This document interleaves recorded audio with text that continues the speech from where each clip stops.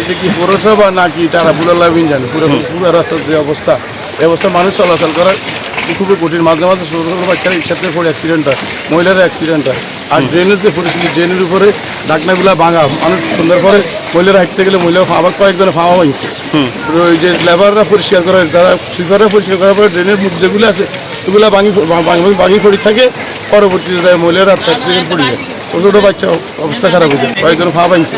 আল্লাহ রাব্বুল আলামিন জানেন পৌরসভার দায়িত্ব আছে কে চালায়, কোন ক্যাটাগরিতে। সোনামা পৌরসভাতে ফার্স্ট ক্লাস পৌরসভা হইল আল্লাহ ভালো দেন। ঢাকা শহরে এত জায়গার দাম না যে জায়গার দাম সোনামণিতে আছে।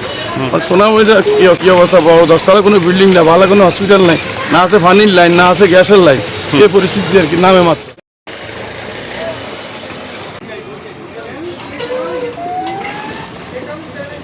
মনে পৌরসভার সেন্টার নাবি যদি এই অবস্থা হয় তাহলে এই দেশের মানুষ কি আশা করতে পারে। এজন্য আমরা প্রশাসনের কাছে জোর দাবি জানাচ্ছি অতি শীঘ্রই এই রাস্তাটা যেন মেরামত করে। প্রতিদিন অ্যাক্সিডেন্ট হয়, প্রতিদিন মানুষ গাড়ি থেকে পড়ে যায়, মানুষের কষ্ট হচ্ছে, হাজার হাজার গাড়ি নষ্ট হচ্ছে, লক্ষ লক্ষ মানুষের যাতায়াতের স্থান আজকে এই অবস্থা।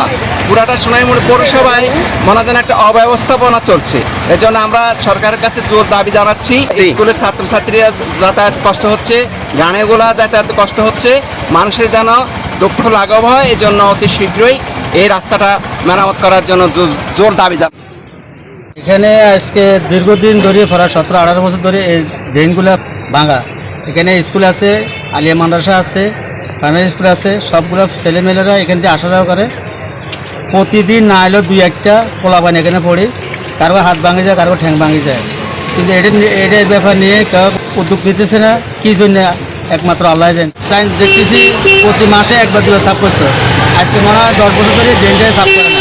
ভাঙা আছে দীর্ঘদিন, আর পৌরসভারা উদ্যোগ দিচ্ছে না, জেলা পরিষদ মানে উদ্যোগ দিতেছে না। রাস্তাঘাটগুলো মানুষ প্রতিদিন রিক্সা লই ভাঙা চূড়া কেউ পড়ে যায়, কারো যাইতে পড়ে নষ্ট হয়ে যেতেছে। সরকারের কাছে আবেদন জানাতেছে যে আমাদের এই বাজারের রাস্তাটা এটা যেন সিসি ডালা করে দেয়। সরকারের কাছে আমরা এটা আবেদন জানাচ্ছি। বলুন, এটা পৌরসভার জায়গা, কথা বলুন, পৌরসভার জায়গা এরকম থাকে, আমরা তা দেখি না। অনেক কষ্ট হয়, অনেক কষ্ট হয়। গাড়িরও ক্ষতি, প্যাসেঞ্জারের ক্ষতি, ড্রাইভারেরও ক্ষতি। কর্তৃপক্ষরা যদি না দেখে আমরা সাধারণ মানুষ কি করবো।